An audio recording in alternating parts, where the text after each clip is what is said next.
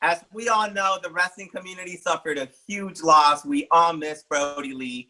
AEW Dynamite was a beautiful send-off to this beloved wrestler. It was very touching to see. Most definitely, B. Might be a 2021 resolution to do a burpee. I don't know. Maybe. Is that what we're doing? Are we doing burpees in 2021 for Brodie? Let's do it. You want to do it? Let's go. Wait, right now I'm sitting down. Hold on now. Wait a minute. Hold on. You actually gonna do it? Hey. That was my Brodie Lee Burpee. Hey. Look at this. Look at this, baby. Hey. Let's go.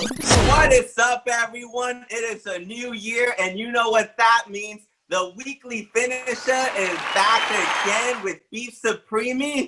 Beef Supreme! It's your boy. I can smell the crowd. Oh, wait a minute. I can smell the crowd. Oh, my God. No. That's nasty. What do you mean you can smell the crowd? They don't even take showers. I can smell the crowd. That's nasty. Oh, my God. And that's next nasty. to me is A Styles for you already know. Baby. Yeah, I already know it's A Styles. What you mean? Over here, Beef Supreme is smelling the crowd for some reason. Oh, nasty. I smell the crowd because it is electrifying. We are starting off the year with a celebration of life in honor of our boy, Brodie Lee. Facts. We have the exalted one, A Styles, with some nice exalted style. I have my Luke Harper celebration wardrobe going on. Hey. Look at this. Look at this, baby. Hey. Let's go. Let's go. Let's go. I've got some Brodie Lee up in here, so let's go and let's share the kind of crazy week we had. Yeah. Like I said, we had a celebration of life. Right. It was really nice to see all of the wrestlers come out and show their support. And not only online, we saw it everywhere, but AEW went above and beyond this week on this week's episode of Dynamite. By far the best tribute show I have ever seen. Really happy about how it all went down. Initial thoughts? I gotta say, you summed it up perfectly. I've never seen an outpouring of love, admiration, and just a unity within the community. I think John Moxley's promo in the tribute said it best, right? Wrestling, it can be dirty, it can be it can be all this, it can be grimy at times. But when we come together, we become a community, and that's what we were this week. It was an amazing tribute, like Beef Supreme said.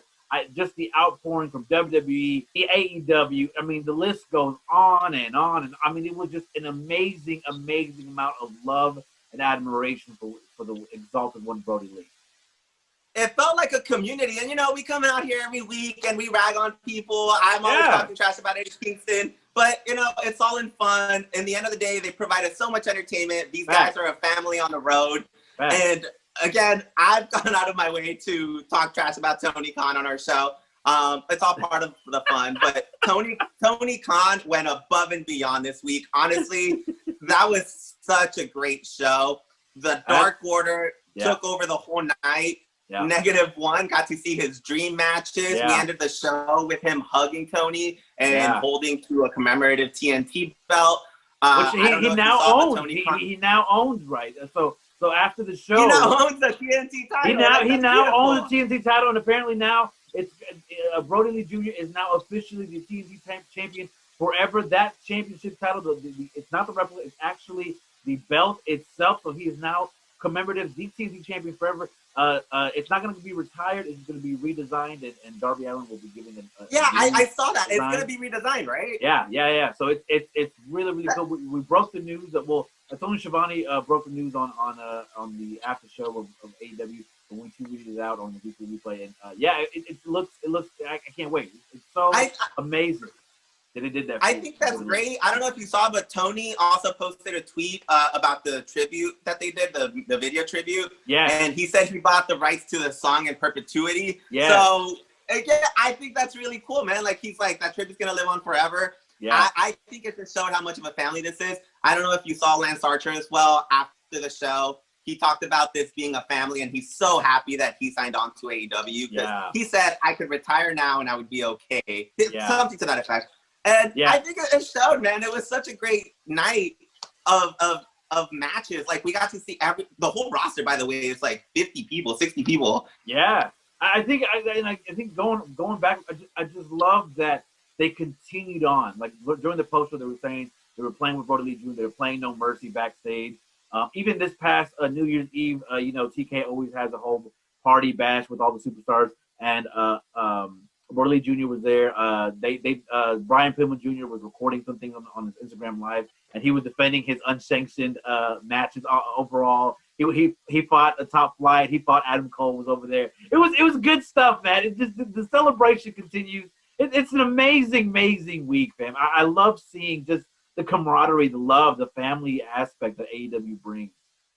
It was nice, man. I feel like I hadn't seen that in a long time, and it was even though it's sad, and obviously we were all distraught over the week. Again, it was a nice way to celebrate his life, and I think we all came out more positive, more together. So I'm happy. Agree. One of the main event matches on Dynamite was -1 picked number 10, who he calls his favorite Dark Order wrestler. Cody and Orange Cassidy took on Team Taz.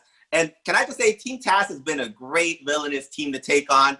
I love the match. Everything was great. And then they're winning you over. Where do you see this heading, man?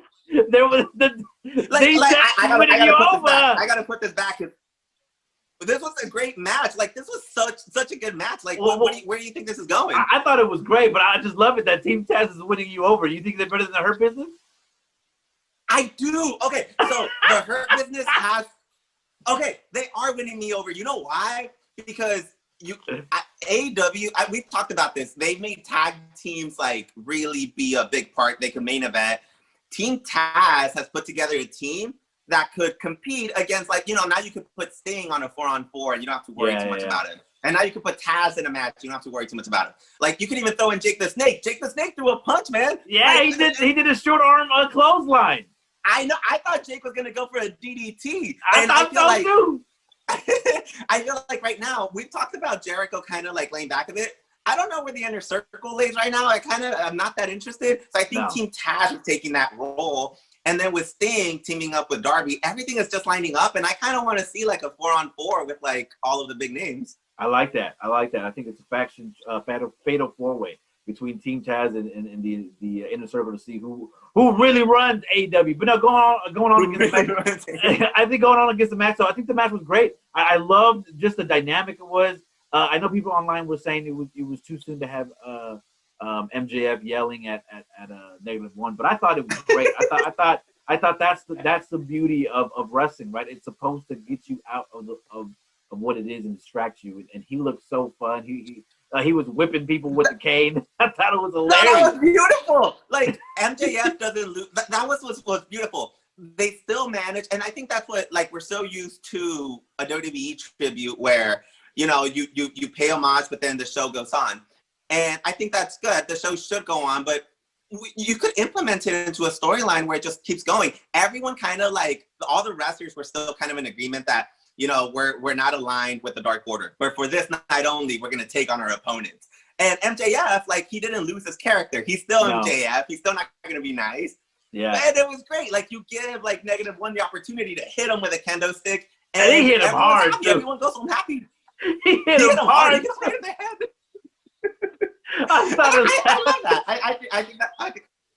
I think it was great. Man. It was great, man. I'm telling you, one of the best tribute shows I've seen in a long time. I think from top to bottom of the card, it was so good. So damn good.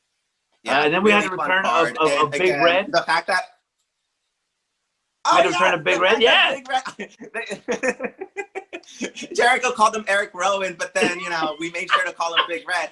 That was wearing the wardrobe, it was such a nice homage. I kind of expected Bray Wyatt to appear at this point. At that point? Going off the lights, fire, flood out, let's go.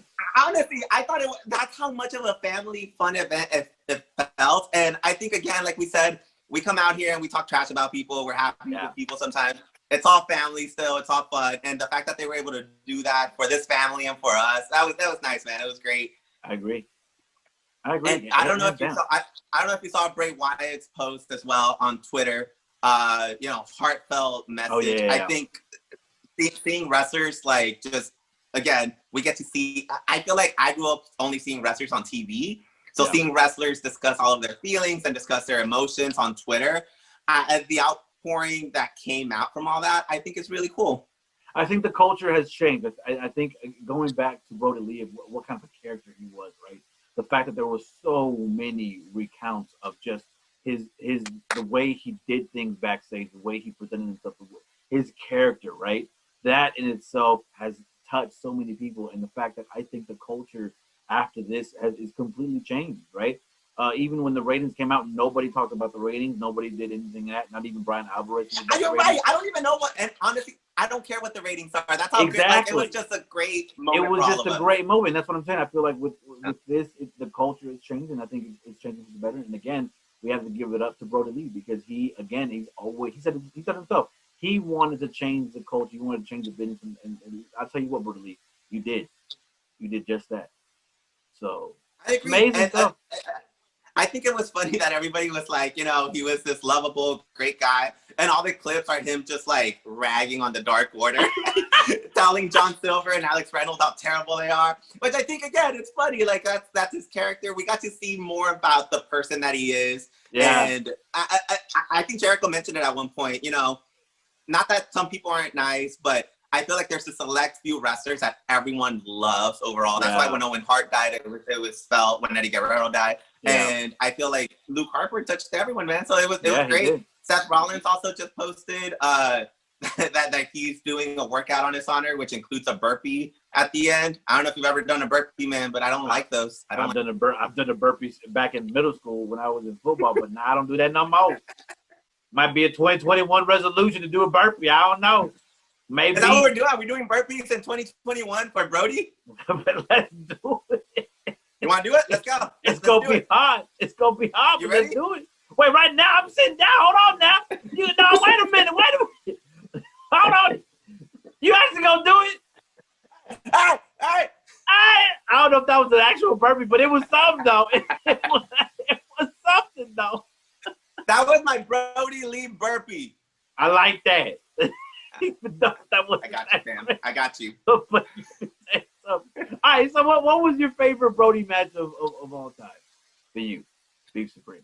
I think Brodie had a great starting. He was obviously part of the Wyatt family. Yeah. 2014 to me was like when he really elevated himself. Yeah. He won the Intercontinental title against Dolph Ziggler in a great, and he defended his title in a great ladder match. Yeah. That same year, he was in an Elimination Chamber match with the Wyatt family versus the Shield. Again, the dream match. The whole crowd was chanting, you know, holy shit. Like that, those moments are always great. Obviously, I feel like he was on the cusp of even more. Yeah. You know, at AEW, he had a world title match against Jon Moxley, and obviously his final match against Cody. All great matches, man. So it's unfortunate that we don't get to see more, but to me, those are the highlights of Brodie. What about you? There was a match. I don't remember. I think it was for a title match. It was him against Randy Orton. They had a match, and it was such a fluid match. That's when I realized that there was something about him that was different. There was something about him in his in-ring ability that was way different in terms of big guys.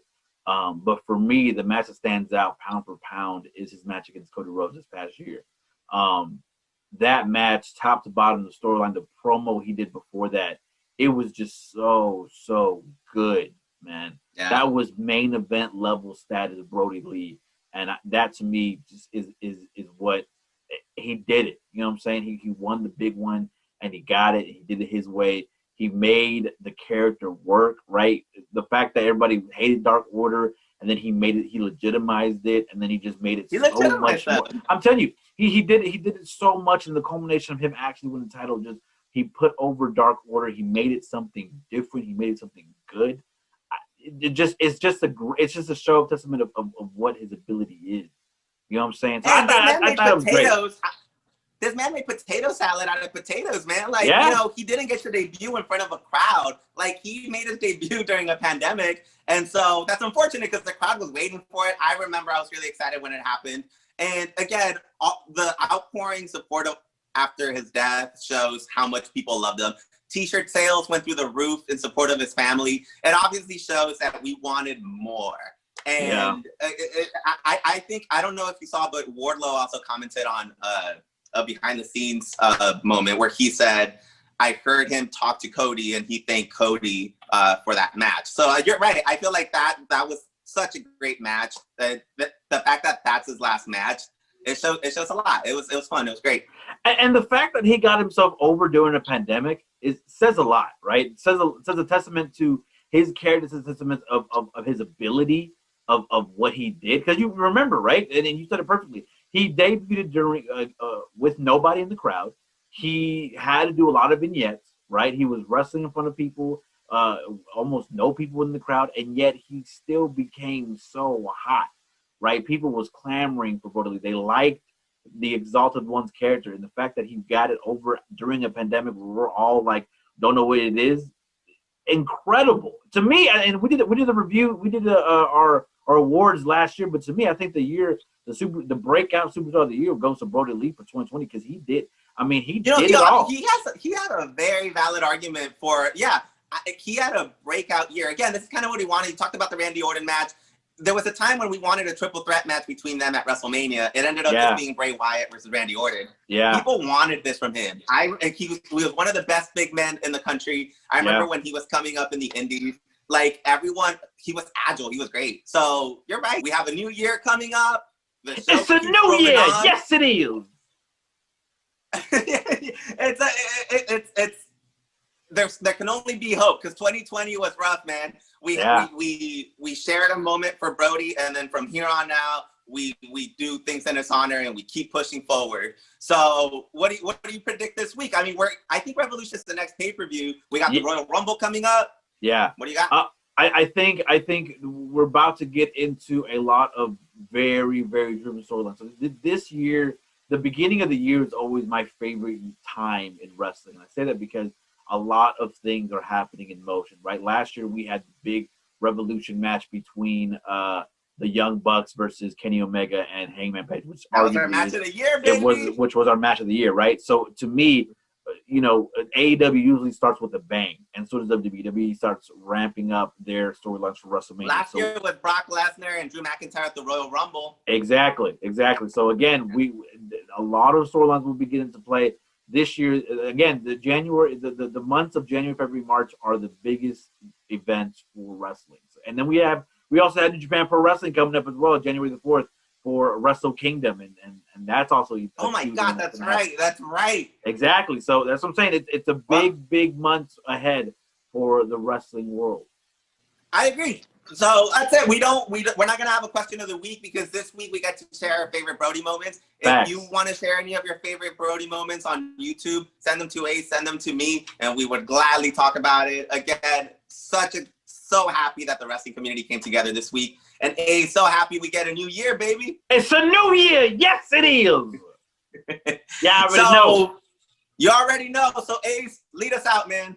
All right, so you already know what it is. Hey, I'm looking at you.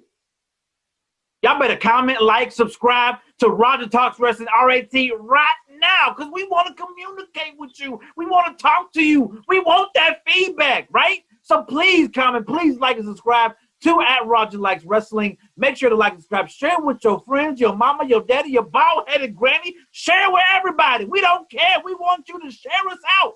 And by the way, you can follow us on YouTube, on SoundCloud, Spotify, anywhere you get your podcast. Make sure to follow us on all of our social medias at Weekly Replay. Use the hashtag Weekly Finisher, and make sure to follow Beef Supreme, and make sure to follow me, A-Style. We usually have them below on the description, so be sure to check that out. And that's about it. Ain't that right, Beef Supreme? And that's about it. Get your Brodie Lee burpees going this year. This is the year, baby. We're going to do it. Look, we're going to do it. Burpee, but I'll You're try. Doing a burpee. All right. I'll try. All right, I'm out. Let's go, Ace. All right, that's it. Catch you on the next one. Peace.